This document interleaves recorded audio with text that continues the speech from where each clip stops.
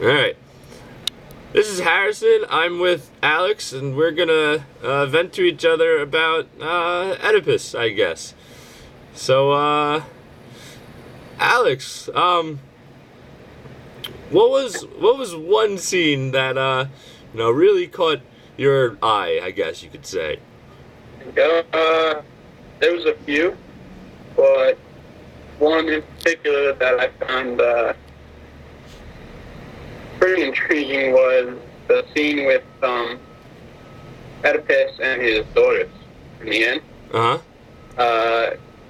There was a scene where he's just talking to his daughters, both of them, with his eyes gouged, and he's expressing how they're going to die virgins and how they're never going to be able to find love because of his wrongdoing. Just because, his life ended the way, or his demise is going to be the way it was because of, sleeping with his mother unintentionally. That, his name is tarnished and his daughters are never going to be wed or experience sex with a man. And that's pretty deep to come from a father. How dramatizing can that be to a kid? It was pretty intense scene, I guess you could say. Yeah.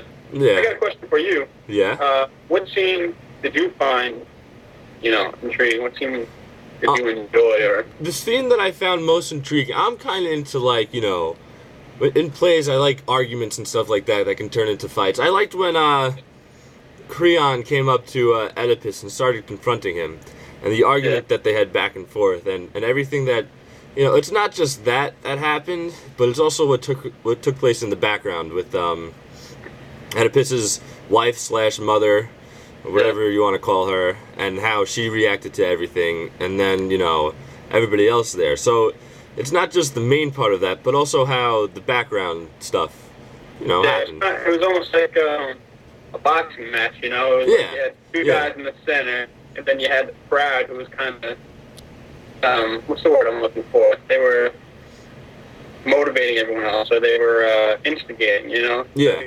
They just had little side chirps that they put in there. Yeah. That was a big scene. I like that scene. Yeah. Now,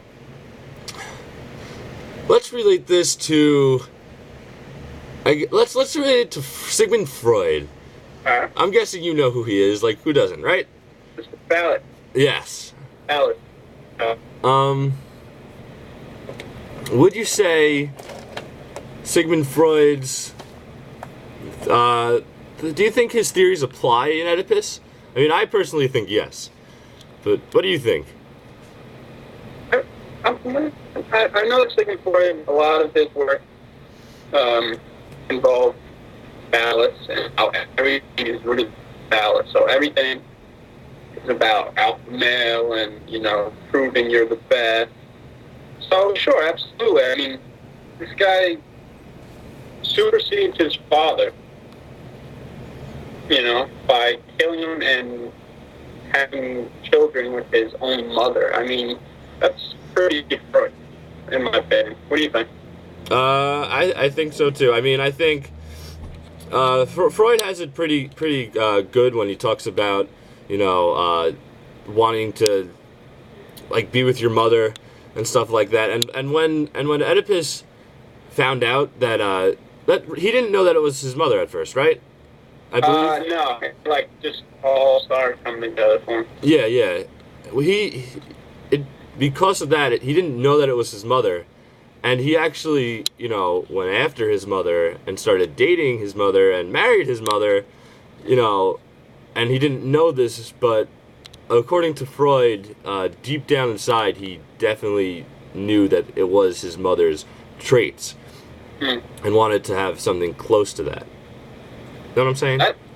Absolutely. I got a question for you now. Uh-oh. Okay.